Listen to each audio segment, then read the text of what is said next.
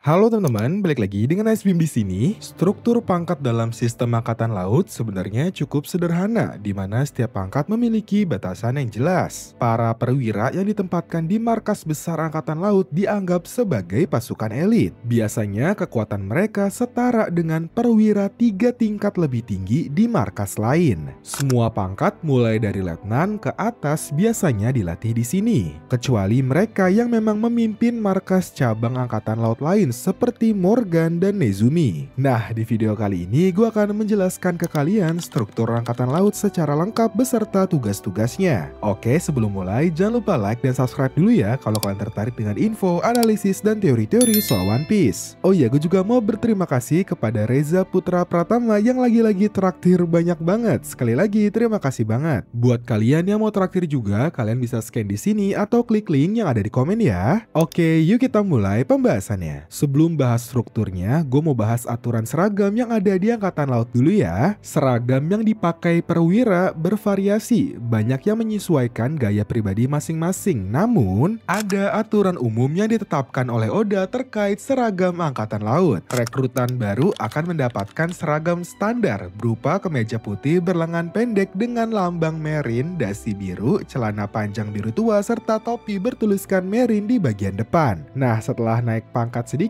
atau mencapai pangkat petty officer, seorang perwira bebas memilih seragam lain termasuk pakaian pribadinya. Biasanya orang-orang yang pakai seragam resmi cuma orang-orang yang ingin terlihat seperti pelaut banget. Lanjut, prajurit dengan pangkat ensign ke atas diizinkan memakai mantel bertuliskan justice di bagian belakang. Oke, anyway, sekarang kita bahas struktur di Angkatan Laut ya. Kita mulai dari perwira Angkatan Laut yang memiliki 11 pangkat di dalamnya, dari mulai Fleet Admiral hingga Ensign. Bisa dibilang 11 pangkat ini kaum elitnya lah. Mereka udah punya pangkat yang cukup tinggi di Angkatan Laut. Oke, kita bahas satu-satu ya. Kita mulai dari pangkat tertinggi di Angkatan Laut bernama Fleet Admiral. Posisi pangkat ini tepat di atas Admiral seperti Kizaru, Fujitora, dan Aramaki, tapi masih di bawah komandan tertinggi pemerintah dunia seperti Kong dan Gorosei. Fleet Admiral bisa dibilang sebagai komandan seluruh Angkatan Laut. Hanya Fleet Admiral dan 3 admiral di bawahnya yang boleh mengeluarkan perintah Buster Call. Nah, tapi mereka juga punya wewenang untuk memberikan hak Buster Call ini ke bawahannya. Contoh Spandine dan Spandam, seorang anggota CP9, tapi mereka punya hak Buster Call ke Ohara dan Enies Lobby. Oh ya, selain itu, Fleet Admiral juga bisa mencabut gelar si Chibukai. Jadi kalau bisa disimpulkan, Fleet Admiral memiliki peran sebagai pemimpin seluruh Angkatan Laut,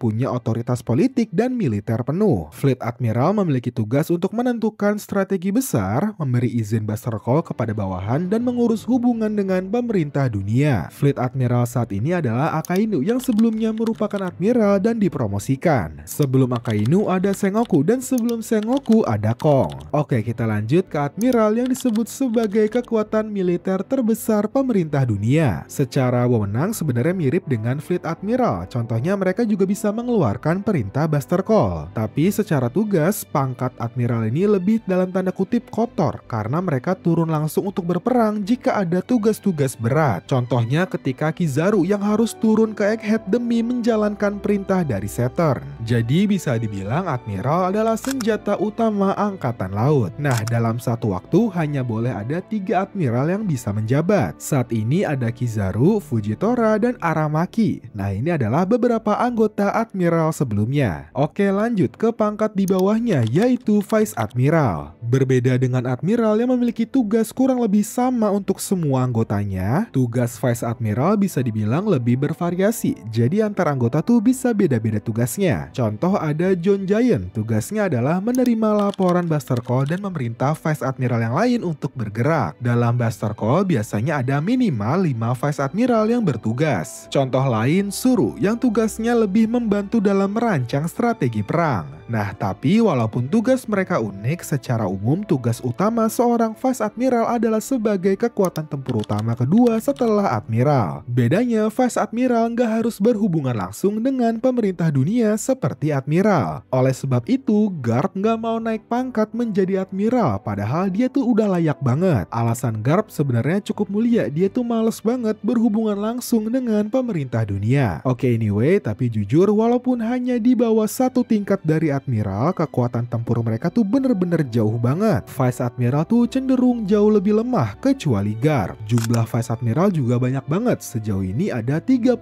orang. Kalau kalian penasaran dengan kekuatan mereka, kalian bisa tonton video gue yang ini ya. Oke lanjut, di bawah Vice Admiral ada Rear Admiral. Jujur tugas Rear Admiral nggak terlalu dijelasin secara detail. Kita cuma diberi info kalau Rear Admiral ini punya wewenang penuh untuk memimpin semua prajurit dengan pangkat di bawahnya. Selain itu, mereka juga bisa dapat otoritas tambahan. Contohnya Hina yang ditempatkan langsung di markas besar Marine. Oh ya, selain itu juga Rear Admiral adalah pangkat minimum untuk bertemu dengan Gorosei. Oke lanjut, pangkat kelima tertinggi di Angkatan Laut adalah Commodore. Selain berhak memimpin semua Angkatan Laut yang berpangkat lebih rendah, sepertinya Commodore juga punya tugas khusus seperti Vice Admiral, tapi dalam skala yang lebih kecil. Contohnya ada Brennu yang bertugas mengatur bounty bajak laut dan melapor langsung ke Akainu atau Fleet Admiral. Oke next, di bawah Commodore ada Kapten yang tugas utamanya adalah menjadi komandan cabang Angkatan Laut yang tersebar di berbagai pulau di seluruh dunia. Mereka bisa dibilang cukup sering berlayar untuk berburu bajak laut dan menjaga ketertiban. Dalam situasi ini, mereka otomatis akan jadi pemimpin kapal selama nggak ada Angkatan Laut yang pangkatnya lebih tinggi di kapal tersebut. Contoh kapten yang cukup terkenal ada Kobe, Tashigi, dan Shu. Oke lanjut, di bawah kapten ada 5 pangkat lagi yang masuk ke kategori perwira Angkatan Laut. Ini gue jelasin singkat aja ya, karena tugas mereka nggak terlalu dijelasin secara detail. Nah, di bawah kapten ada Commander,